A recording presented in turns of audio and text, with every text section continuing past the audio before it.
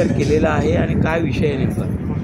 नमस्कार, मी अप्पासाहेब शिवाजीराव कवडे, अपनारा सहकारी गृहनिर्माण संस्थेचा मी विद्यमान सचिव आहे। या संस्थेची आमची कमिटी ही सन 2022मध्ये डिसेंबरमध्ये निवडणूक झाली आणि सन 2023 पासून ही 14 जानेवारीला ही कमिटी गठीत झालेली आहे। परंतु आता 34 महिने उलटून गेल्यानंतर देखील संस्थेच्या सन 2006 ते 2022 पर्यंत 17 वर्षांच्या कार्यकाळामध्ये जी कमिटी कार्यरत होती, संस्थेचा कारभार जे हाताळत होती, त्यांनी संस्थेचं मूळ आणि संपूर्ण दप्तर अद्यापर्यंत आम्हाला दिलेलं नाही आहे आणि जे काही दिलेलं आहे ते सर्व बनावटी आहे।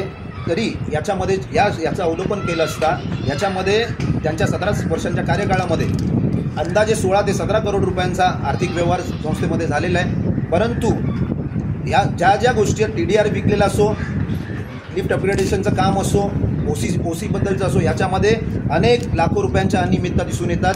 म्हणून मी या विषयाला मूळ दप्तर प्राप्त करून घेण्याकरिता माननीय जे उपनिबंधक आहेत त्यांच्याकडे तक्रार दिली होती, त्याच्यावर आम्हाला दाद मिळाली नाही म्हणून आम्ही मागील काळामध्ये उपोषणाला बसलेलो। आता ते प्रकरण जिल्हा निबंधकाकडे वर्ग करण्यात आलेले आहे आणि त्याकरिता आम्हाला न्यायाची अपेक्षा आहे। परंतु मधल्या काळामध्ये माझ्या निदर्शनास एक गोष्ट आली की संस्थेचे माजी उपाध्यक्ष हे त्यांची सदनिका विकणार असं मला कळलं होतं। परंतु त्यांनी सदनिका विकल्यानंतर ज्यांनी ती खरेदी केली त्यांनी त्यांचे नावे करण्याकरिता आणि गृहकर्ज मिळण्याकरिता संस्थेकडे अर्ज दिला। त्यावेळेस त्या कागदपत्रांचं अवलोकन केलं तर या महाशयांनी 25 सप्टेंबर 2025 रोजी त्यांची सदनिका विक्रीचा करार केलेला रजिस्ट्री ऑफिसमध्ये कळलं। त्याच्यानंतर संस्थेच्या माजी कमिटीवर अनेक अनियमिततेचे केसेस प्रलंबित आहेत आणि त्याचा निकाल आलेला नाही आहे। म्हणून संस्थेच्या काही सभासदांनी यांचा राजीनामा स्वीकारू नये आणि यांना NOC देऊ नये असं लेखी स्वरूपात दिल्यानंतर तो विषय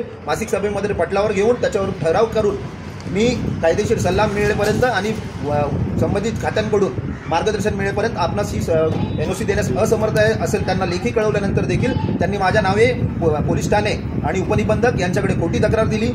ती बातमी मला कळल्यानंतर मी माहिती अधिकाराखाली सदरची कागदपत्रे मागवल्यानंतर एक बाब माझ्या प्रकर्षाने निदर्शनास आली की यांनी शासनाच्या महसुलामध्ये घोटाळा केलेला आहे, मुद्रांक घोटाळा केलेला आहे। कारण या महाशयांनी जी MOU बनवला आहे याच्यामध्ये सरळ दिसतंय की 9,000 रुपये यांनी टोकन घेतलेले आहेत ऑनलाईनद्वारे, 9.5 लाख रुपये चेकद्वारे घेतलेत आणि 14 लाख रुपये कॅशने घेतले।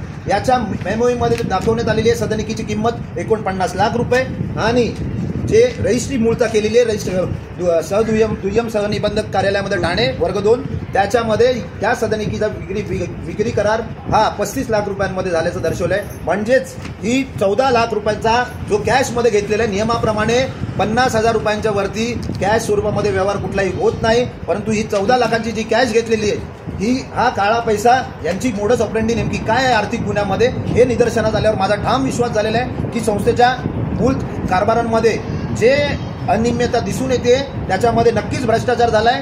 आणि अति महत्त्वाची बाब अशी की संस्थेच्या काही जे 17 वर्षांच्या कार्यकाळामध्ये जे समितीवर कार्यरत होते पदाधिकारी होते त्यांच्या करोडोंच्या संपत्त्या कुठून, कारण माजी सचिव हे महाशय असे फर्म असे कुठल्या ठिकाणी कामावर नव्हते आणि त्यांना नोकरी नव्हती, त्यांचे आर्थिक कुटुंबाचा उदरनिर्वाह करण्याकरता ती इतर कामं करत होती, पण एवढा इन्कम सोर्स त्यांचा नव्हता।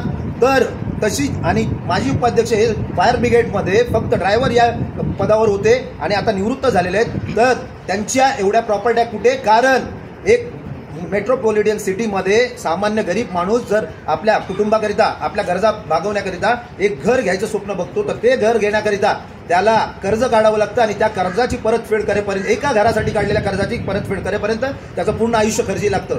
मग यांच्या अनेक प्रॉपर्ट्या कुठून आल्या, बंगले कुठून आले, गाड्या कुठून आल्या, हा तपासाचा भाग आहे। त्याकरिता माझी मागणी आहे की मागील काळामध्ये 17 वर्षांमध्ये जे समिती सदस्य आणि जे पदाधिकारी कार्यरत होते त्या सर्वांच्या आर्थिक त्यांच्या बँक खात्यातील त्यांच्या कुटुंबियांच्या बँक खात्यातील रकमेची त्यांच्या व त्यांच्या कुटुंबियांच्या नावे जी काही संपत्ती आहे मालमत्ता आहे त्यांनी जी खरेदी केलेली तसेच त्या 17 वर्षांच्या कार्यकाळामध्ये जी काही संपत्ती मालमत्ता विक्री केली आहे त्या सर्वांचा तपास व्हावा।